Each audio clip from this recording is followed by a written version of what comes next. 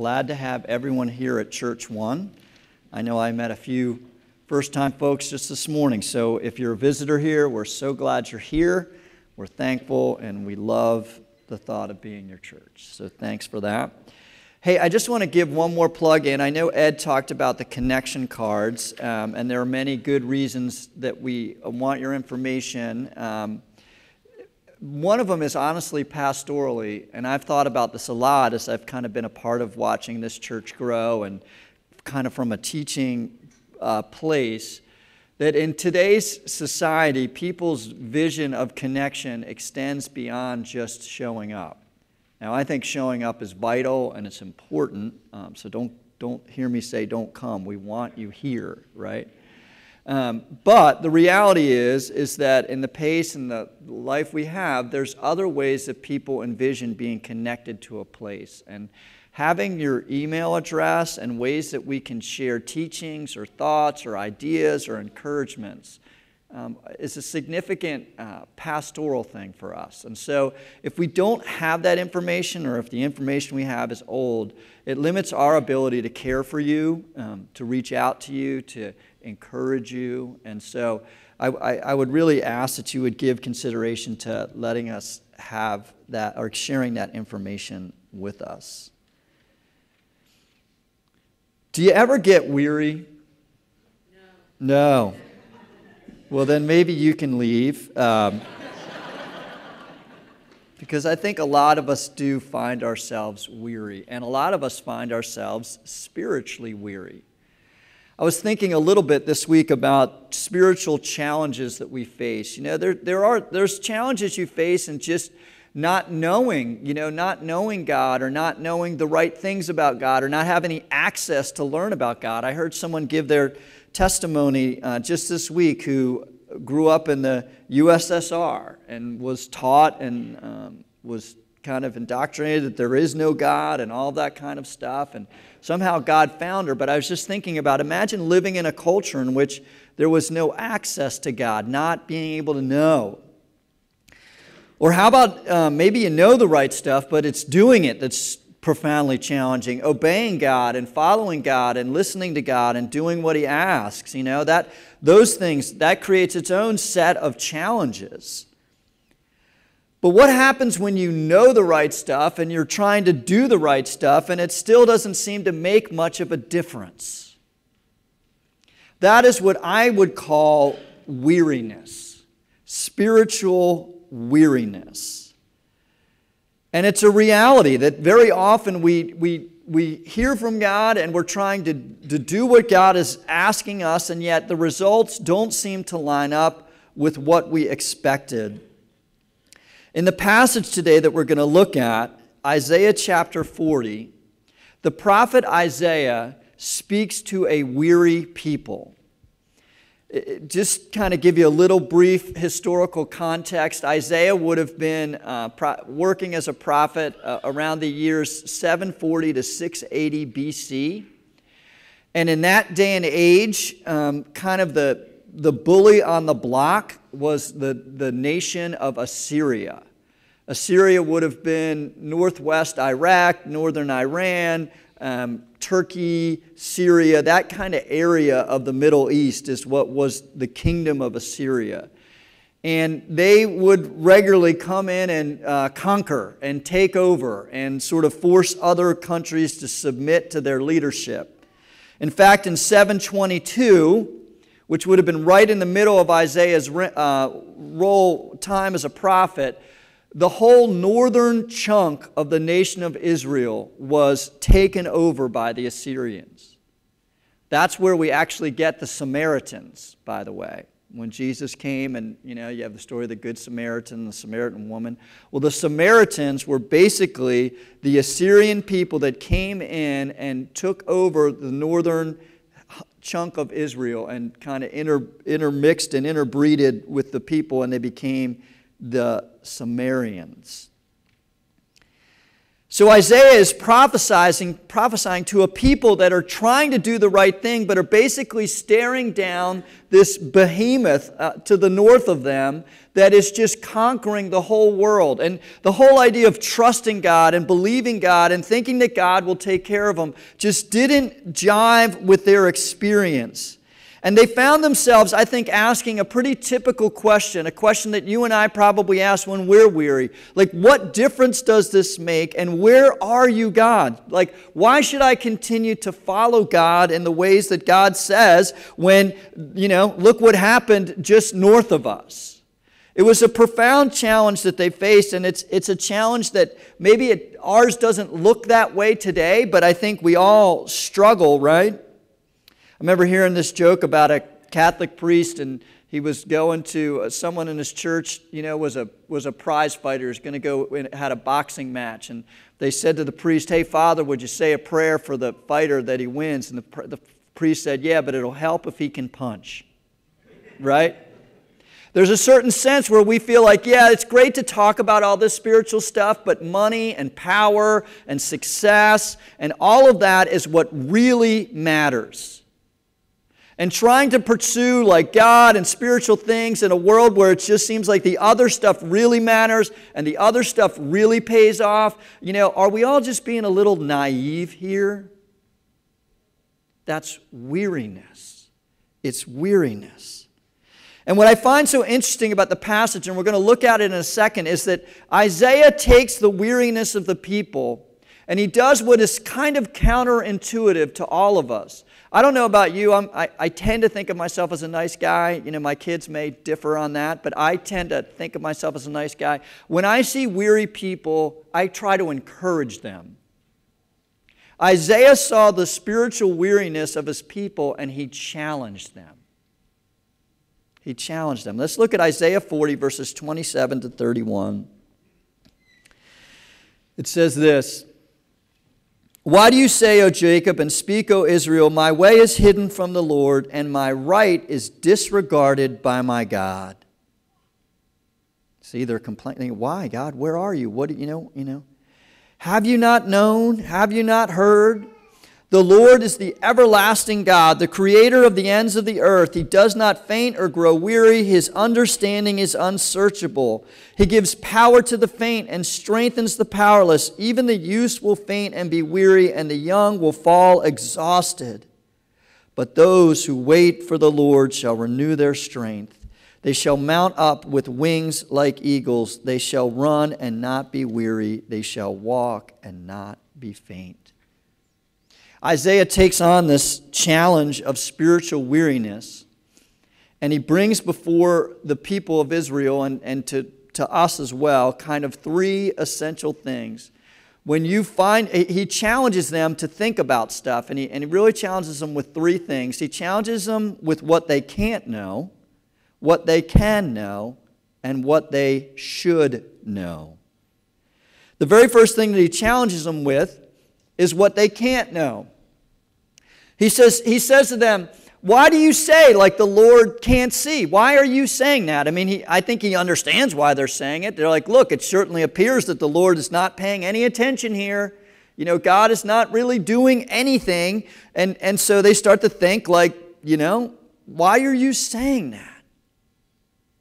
It sure feels like God isn't doing anything. I know I felt that very often. And I've said that very often. What difference does this make, God? Like, why are you not more obvious?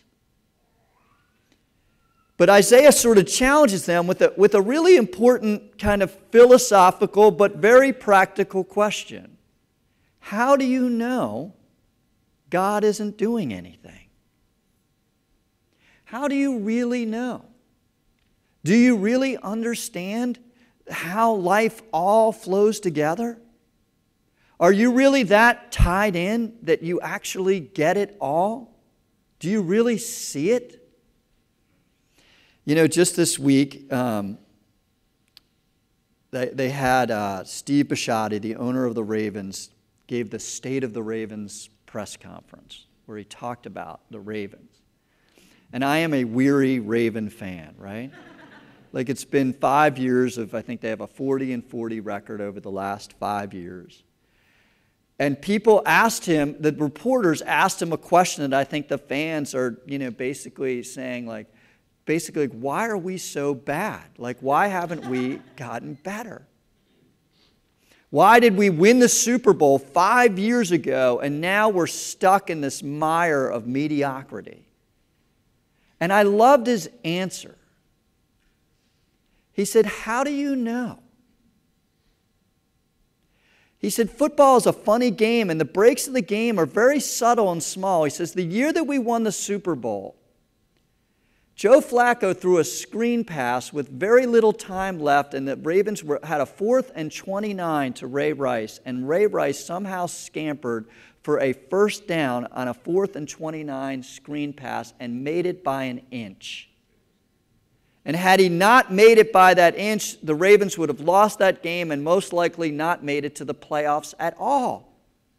But then they get to the playoffs, right? And Joe Flacco throws up this prayer of a pass that goes over the outstretched hands of the Broncos safety into the arms of Jacoby Jones. And Jacoby Jones runs it in to tie the game, and the Ravens eventually went on to win. And then they went on to win the Super Bowl. But they were inches away from doing nothing. And he said, hey, just this year, you're all calling this year a failure, but we had the Bengals at 4th and 12. And had we stopped them, we would have made the playoffs, and who knows what would have happened.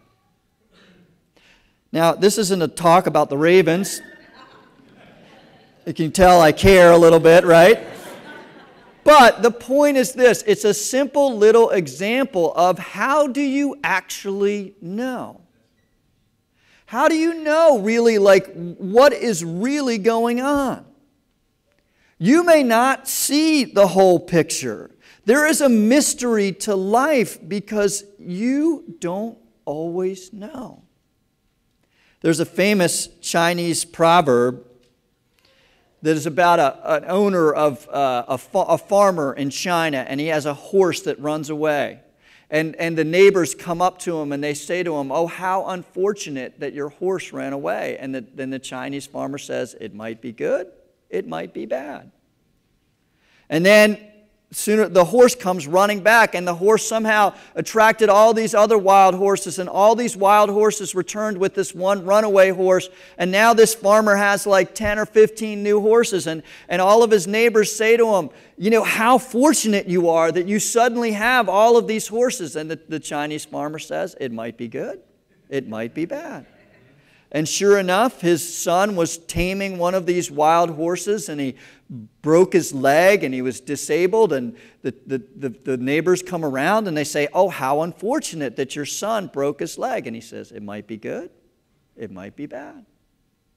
And sure enough, it turns out the king declares war on a neighboring tribe, and all the young men from the village go away and are killed in war, and the one son that had a broken leg was left home, and they say, how fortunate. And he says, it might be good, it might be bad.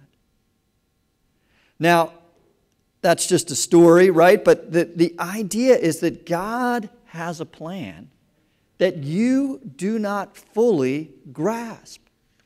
And there is a mysterious kind of issue to life. That doesn't mean it's not hard. I'm not saying that when we suffer and when we're discouraged and when bad things happen to us, I'm not saying they don't hurt. I'm not saying they don't cause pain. I'm not saying we shouldn't cry out to God for relief and help. I'm simply saying, I think what Isaiah is saying is, how do you really know?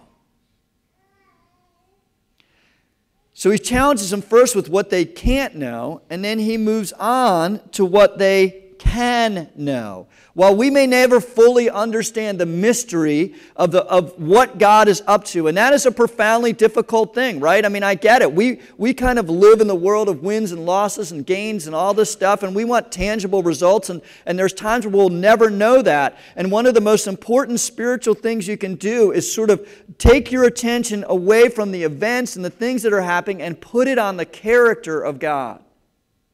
While you may never know the plan of God, what you can know is the character of God. And this is what Isaiah points out in the rest of this passage. He says, Have you not known? Have you not heard? The Lord is the everlasting God, the creator of the ends of the earth. He does not faint or grow weary. His understanding is unsearchable.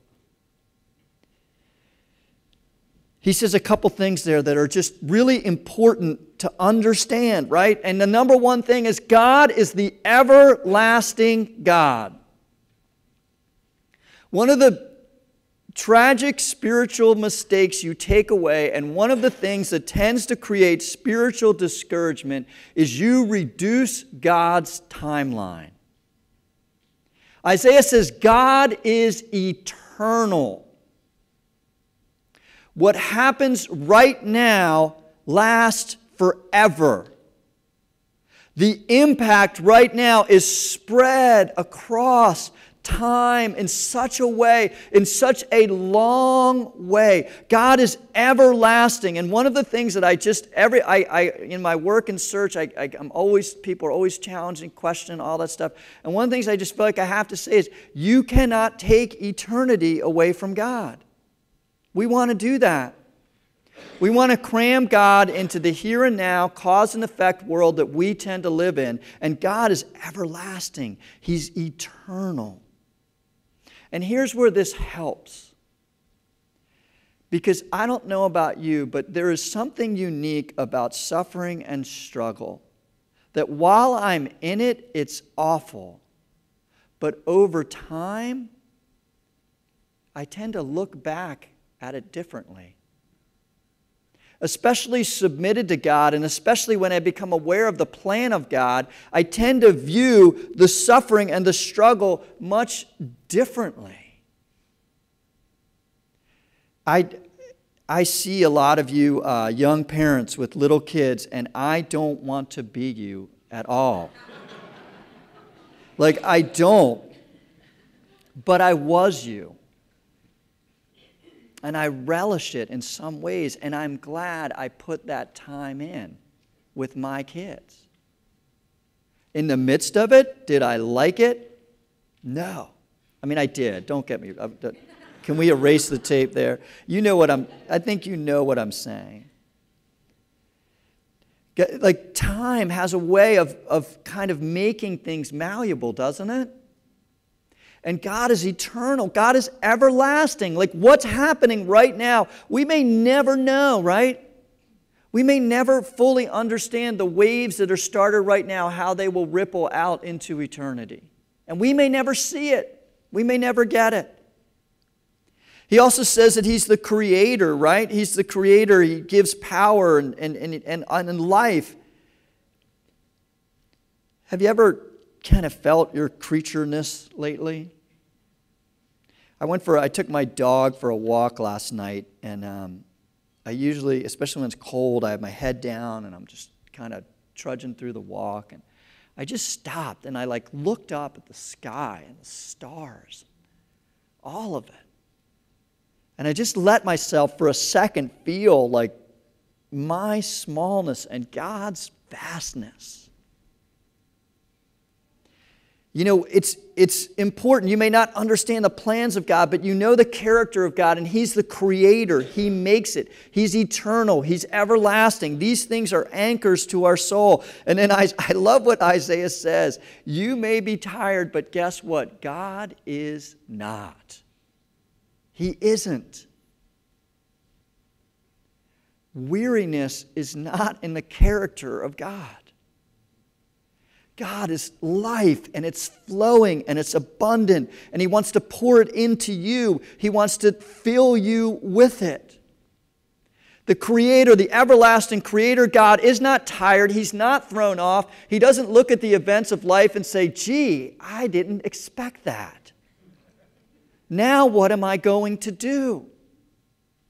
No, the everlasting God, He's not weary, He's not scared, He's not intimidated. He doesn't say, oh man, those rich, successful people, they've really got it going on. I better figure out what they need.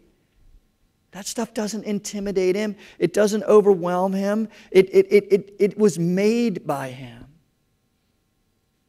God is the everlasting Creator God who is not tired and is not weary. And while we can't know the plans of God, we can know the character of God. And Isaiah says this is part of the character of God. And that leads to the last thing, which he says this is what you should know. And what you should know, and I really like how he changes this. He goes from kind of an academic, philosophical kind of argument to really an experiential thing. And basically he says that because God is the everlasting creator, non-weary God, you don't have to be tired either. You don't have to be. And that actually is what we would call experiential knowledge. You should be experiencing the renewing love of God and the renewing strength of God. Listen to what he says. He says, and I love how he says it, he says, look, even youths will faint and be weary, and the young will fall exhausted. But those who wait for the Lord shall renew their strength. They shall mount up with wings like eagles. And by the way, Lisa Ballard pointed this out, this is Super Bowl Sunday, and the Eagles are in the Super Bowl. So if you want to put your money on the Eagles, 10% back to churchONE. That's all I'm saying. All right? Because listen to what's going to happen to the Eagles later on today. They will run and not be weary. They will walk and not faint. Right? But you know what that is? Running and not being weary. Walking and not fainting. You know what it is? That's actually experiential. That's not pondering the eternal plans of God. That is actually something you feel and you experience. I did, at one point in my life, I did several triathlons. Not the Ironman triathlons, the Olympic distance triathlons, which is like a 1-mile swim, a 40-mile bike ride, and a 10K run. Still a good day's work, but not the Ironman thing, right? But I remember, before I did my first triathlon, I remember Todd Curry is a friend of mine. He said to me, like a couple days before, he said, hey, are you hydrating now? And I remember thinking, like, why? Like, I'll drink when I'm thirsty in the race. And he's like, no, if you start drinking in the race, that's too late. Like, you need to hydrate before you start all that stuff. Now, I, of course, ignored him, thought, like, that's stupid. I don't really care. I'll just drink when I'm thirsty, right? And I need to tell you that, like, I finished that first race, and I thought I'd feel euphoric, and I'm like, I don't feel great. I don't really feel good. And like 3 days later, I'm like, I still don't feel great. Like, I should feel great. I just did all this massive exercise. I should feel great. And it turns out I was dehydrated. I wasn't sustaining myself.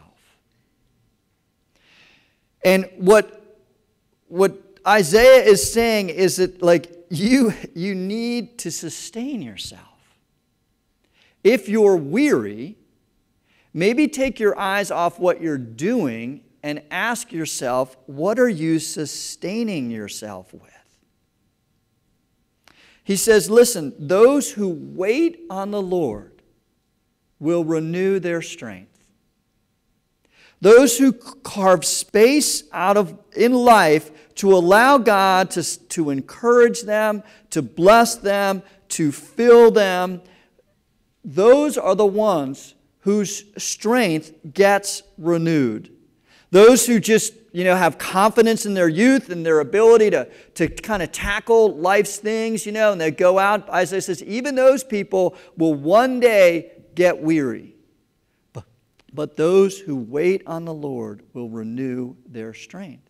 And what does it mean to wait on the Lord? I think it means to trust in the Lord and to look to the Lord for your sustenance, for your filling, for God's renewing power. And that is what brings us to communion. Because Jesus, on the night he was betrayed, pulled together his followers And knowing that there was about to be a transition and the mysteries of God, the very mysterious plan of God, was somehow going to break through into human history, and that God himself was going to die on a cross and be raised from the dead, and that the object of our faith and the way that we think about God was about to be changed forever. And with all that about to happen, Jesus initiated a replenishing event called communion. And he took bread and he broke it. And he said, "This is my body broken for you." God loves us so much that the world that breaks us, the things that break us and the things that are too big for us, God allowed those very forces to break him. And once it broke him, it provided a cover for us. And in the same way, he took the cup. And he said, "This cup is my blood, a sign of the new covenant." A covenant is a promise. It is a promise to say that I will be with you. I am with you forever. I am promising myself to you. And Jesus said, whenever you do this in remembrance of me. I love how Isaiah calls us to look forward and wait upon the Lord. You know, waiting means like I'm looking into the future and I'm expecting something. Jesus turns around and he says, what I want you to do is I want you to look back and I want you to remember. Isaiah called us to look forward. Jesus calls us to look back. But both of them replenish the soul. And one of the things that we value here at churchONE are spiritual practices, simple things that replenish us. And communion is about as good as it gets, because it was instituted by Jesus for us to come and express our faith, to say, Jesus, I receive your broken body. I receive your spilled blood on my behalf. I take that amazing act and I bring it into me, and I ask that it sustain me for a short period of time. And so if you're new here to churchONE, all you need to know is this is an open table. You are welcome to receive it as long as you understand by receiving it, you're saying, I believe, Jesus. I believe you died for me. I believe that you have made this promise to be with me. Now, you don't have to have it all together or all figured out, but you just have to come believing.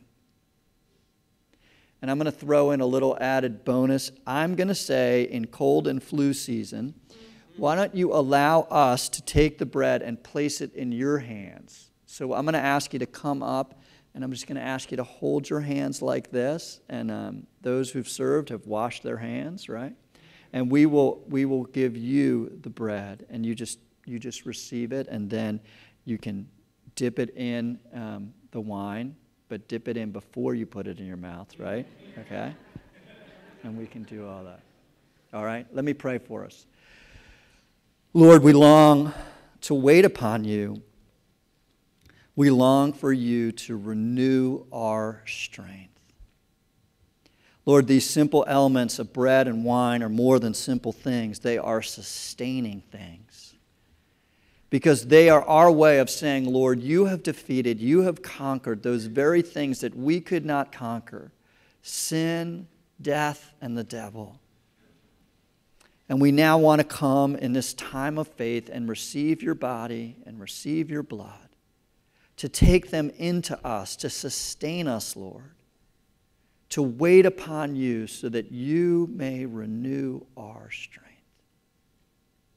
Lord, we ask that we do all this in a way that glorifies and honors you. Amen.